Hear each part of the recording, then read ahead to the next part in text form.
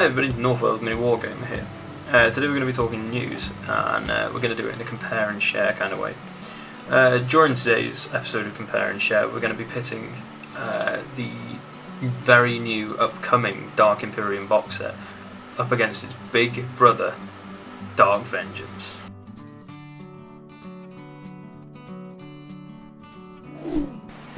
So let's take a look at the contents of the two box sets. There are 53 models in the new box set as opposed to 49 in Dark Vengeance's, obviously a difference of 4, not huge. Of the 53, 7 are heroes in the new box set, which is important, whereas Dark Vengeance only had 4, so 7 to 4. I think this is quite important because heroes are centerpiece units. They're the units we spend the most time on, the units we put the most work into. Dark Vengeance has a Hellbrute, and Dark Imperium has a, I think it's pronounced Foetid Bloat Drone, so they're kind of even there, both got a sort of semi-flesh-like vehicle in the box set.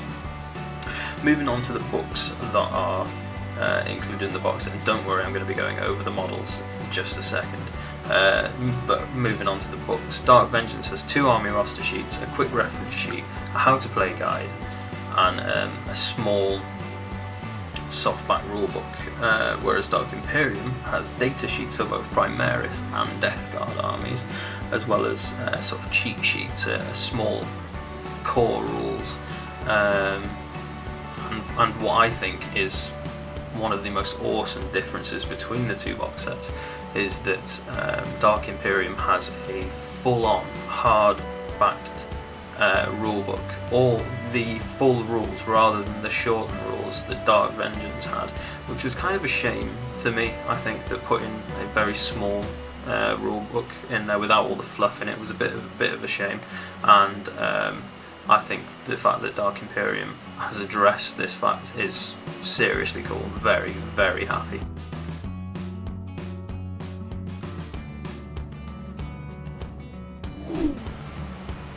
So in this bit, I'm mainly going to be focusing on the Dark Imperium box set, because obviously with Dark Vengeance having been out so long, we know what's in that box. We really want to see the juicy new exciting models that are in the new box set. The only comparison that I will make between the two during this section is that Dark Vengeance was snap fit together, so you could almost put the models together without using glue. They would sort of snap together and then you'd glue them for solidity. It seems that Dark Imperium is going to be the same. Right, on to the models in the box set.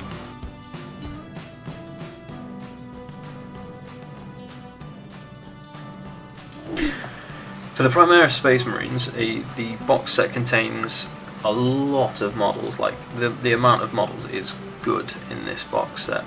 There are 2 intercessor squads. These seem to be the new version, the Primaris version of the tactical squad.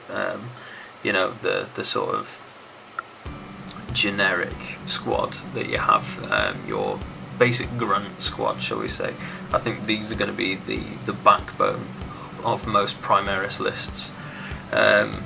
Next we have the Hellblaster squad. This seems to be your heavy weapons sort of team. The picture that I'm going to display depicts them all wielding plasma guns, so this makes me wonder as to what the options are going to be there. Are there going to be heavy weapons like las cannons, like plasma cannons? Is it just going to be plasma gun, melter gun and stuff, that sort of stuff? Grav gun. So they should be very interesting to find out. I think these are going to be the new Devastator squad. Then we have the Inceptor squad, which seem basically put they're the new Assault Marines. They're the jump pack infantry of the Primaris Marines, it would seem. In this box set you get 4 heroes with the Primaris Marines. You get 2 lieutenants, one's armed with a power sword and the other is armed with an auto bolt rifle. This sounds new, to me anyway. Whether that's just a bolter or whether it's going to be a special bolter, because we know that Obviously the Primaris Marines have new armour, so they're going to have new weapons as well, so that one should be interested. There's one Primaris Ancient and the leader of the force by the looks, a captain in Gravitas armour, which sounds very cool because I have no idea what that is. So I'm very much looking forward to finding out what that does and like what effects it has, because that'll be cool. Because I'm not entirely sure, but I'm pretty sure that these Primaris Marines have better armour than the normal Space Marines, so I'm pretty sure their armour save is actually 2. I'm not entirely sure on that. If it's a 2+, then these are looking incredibly strong.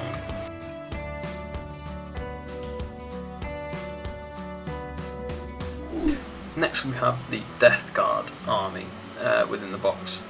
We have, first up we have a unit of Plague Guard. This is made up of 7 models. They seem to be your bog standard Marines. Obviously these are Nurgle Marines, so they're probably a bit tougher than your normal ones. Next we have a big unit of Poxwalkers. Looking at them, they seem to be a more humanoid plague bearer. They seem to be a smaller plague bearer, so I'm thinking it's going to be one of them, just a little bit less tough. Although watching the unboxing video from from Games Workshop, it was seriously, the guy was raving about them, so they'll be interesting to see, I think. Then we have a Photed Bloat Drone. It seems like a fast attack choice, sort of akin to a land speeder or something like that, how it would move. I think it's going to be tougher than a land speeder because it looks living, so it's going to be, it's not going to be as easy to take down, I don't think, as a land speeder, but I think it will move in a similar fashion. Next we have the heroes. So we have our Malignant Plague Caster. It seems to be the psyker of the list, so he's going to be bringing all sorts of Nurgle demons and stuff, which is cool, but obviously not a huge amount you can do when you've got just these models, but for expansion purposes there's really good interest there. Noxious Blightbringer, not a clue, not really sure as to what he is or what he can do. Obviously we're waiting for the stats and stuff to come out, or if there are, I haven't seen them yet. But he's a named character by the sounds of it, and named characters tend to be okay.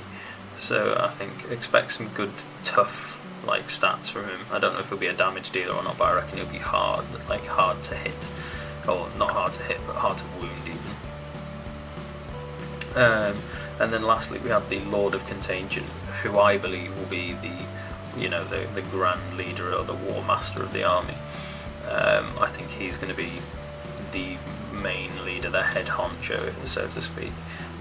Especially looking at the model looks seriously nice, and I cannot wait to get my hands on all of this box set. It's going to be so good.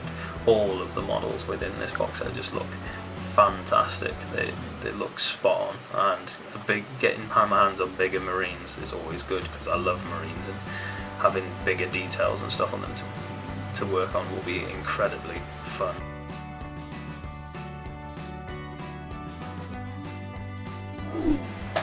Dark Imperium has a book for each army within, presumably home to the army's stats and maybe a little bit of fluff, who knows.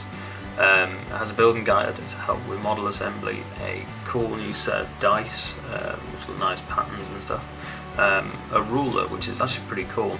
It's made see-through, sort of in stages, so that you can measure whilst looking through the ruler down on your models, and you can sort of get a gauge as to distances whilst being able to see your models like that as well, which is pretty cool. You've got a cheat sheet for the rules, I think mainly for transport reasons. You've got little core rules, so you can take those with you rather than taking the big rule book with you. And what I consider to be one of the coolest parts of it is the full hardback rule book, which I'm very excited to get my hands on.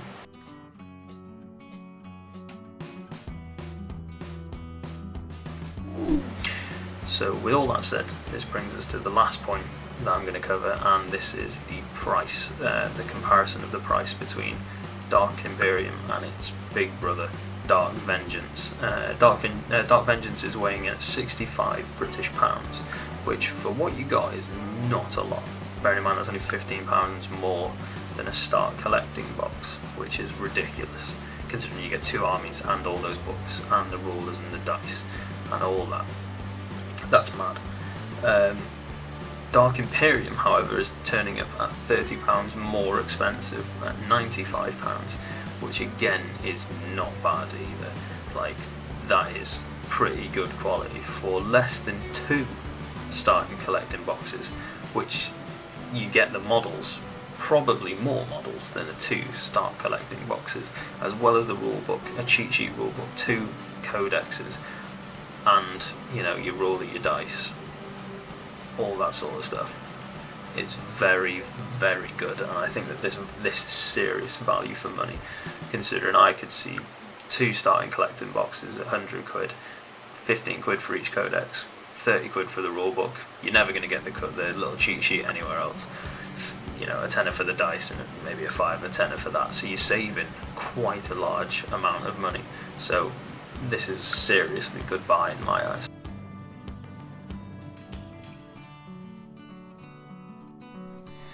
Dark Imperium, in my eyes, is the winner of this sort of contest due to the fact that it has 1 more models, 2 more heroes, 3 more books. Yes, it is more in price, it's higher in price, but that is completely understandable. There's more stuff, higher quality stuff, and you know, Games Workshop just have to put their prices up every so often because that's how their business model runs anyway. So for me, the winner and the crowned winner of this is Dark Imperium. So thank you guys for watching. If you enjoyed this video, hit that like button. If you're new around here, please hit that subscribe button. If you want to check my Instagram, link is down below. And please turn on notifications actually, so that you can see when all my new videos come out. And once again, thank you guys for watching. Be safe and happy wargaming.